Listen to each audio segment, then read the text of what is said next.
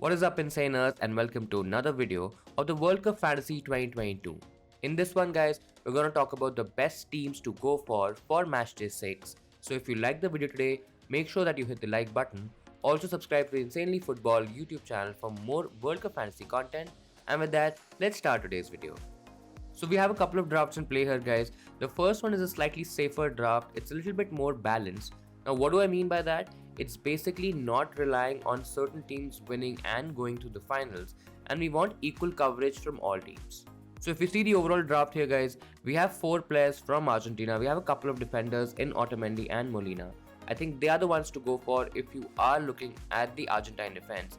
I generally feel that they can do well. I'm still not very sure about a clean sheet, but I generally think that they can do well in this game. Then we also have coverage from the Croatian defense. I think Croatian defense has been quite undervalued. I think they're quite decent. They're good options. I mean, you never know, guys. There's always a chance of a clean sheet with the Croatian team. Yes, they are up against players like Messi, Di Maria and company. But I think there could be a clean sheet. I mean, there could be a shocking clean sheet in there as well. So that's why we've gone for a couple of options from Croatia. We have Livakovic, which is the Croatian goalkeeper. I think he's been superb. He's been phenomenal this tournament. Then we also have Sosa. All options are quite cheap in the Croatian team. I mean, if you are looking for more guaranteed minutes, maybe you can go for Guardiola as well. I think that also is an option at 4 million. There's also a chance of the match going to maybe extra time, and that is a bit risky when we talk about defenders, guys, because defenders can also lose their clean sheets. But I think if you're looking for equal coverage from both teams, these are the options to go for. You can change the goalkeeper if you want to go a little bit more heavy on the Argentinian team. You can maybe go for Martinez instead of Livakovic. Then in terms of our other defenders, guys, we have Hernandez from France. Again, the best option to go for. He's quite attacking. He goes forward. There is assist potential in him. And yes, there could be clean sheet as well. Then we have Hakimi from the Moroccan team, guys. Moroccan team has been absolutely great this tournament.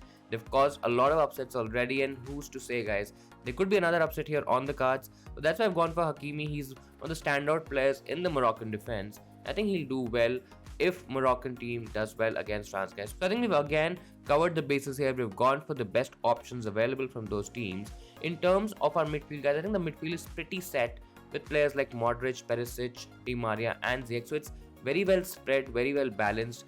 We are going for all attacking players, all standout players in attack from their respective teams. And if anyone's gonna get any attacking returns, it's most likely gonna be these players, guys. In case if there's worry about Di Maria, in case if there's news that he's probably not going to start the game, guys, and if we see the lineups and he's not starting in that game, we can maybe go for Fernandes, who's a little bit cheaper. You can also go for McAllister if you want a differential option. I think he could be a decent pick as well.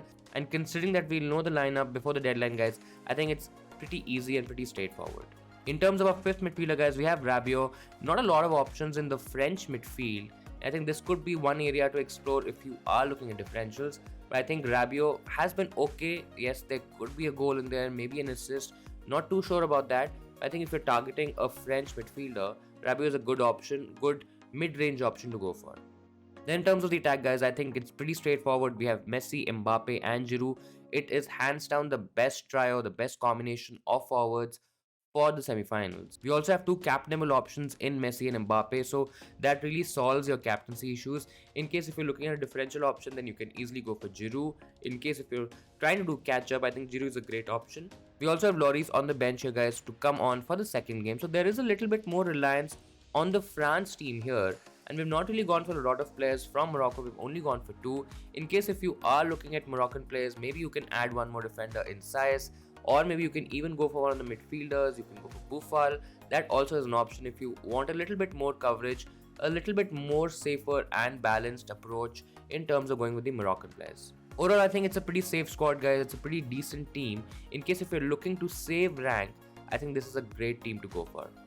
Now let's move on to the second team, guys. Now this is a little bit more reliant on France and Argentina winning. So you can see already we don't have any defenders from the Croatian team. So if you feel that Argentina is going to score and Croatia is not going to keep a clean sheet, and you feel that Argentina is going to win the game, maybe even keep a clean sheet in the process, I think this is a good team to go for, guys. We have Martinez, Otamendi and Molina, so it's a little bit more heavy, it's a little bit more risky, but then again, you know the risk that you're taking.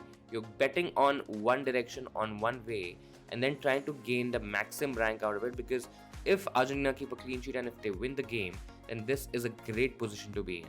Similarly, we also have the France team. We have a couple of defenders from France, so we've gone for Hernandez and Koundé. Both again good options. You can easily have them in case if you feel that France are going to keep a clean sheet and they're going to win against Morocco. Because of the fact that we've had to make certain adjustments in defense by getting in Molina and Koundé, by also kind of retaining Otamendi and Hernandez, we have to go a little bit on a downgrade with the Moroccan defense. So we can't afford a Hakimi here, that's why we've gone for Saiss. Rest of the team remains the same. Again, as I said earlier guys, in case if you want a little bit more of the Moroccan team, you can easily go for one of the midfielders or defenders. You can even change Di Maria in case if he's not starting.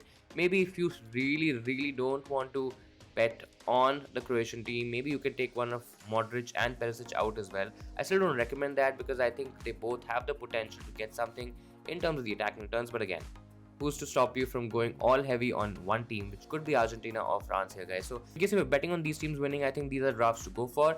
In case if you're betting on Croatia winning and you feel that they can keep a clean sheet, maybe you add in a couple of defenders from Croatia.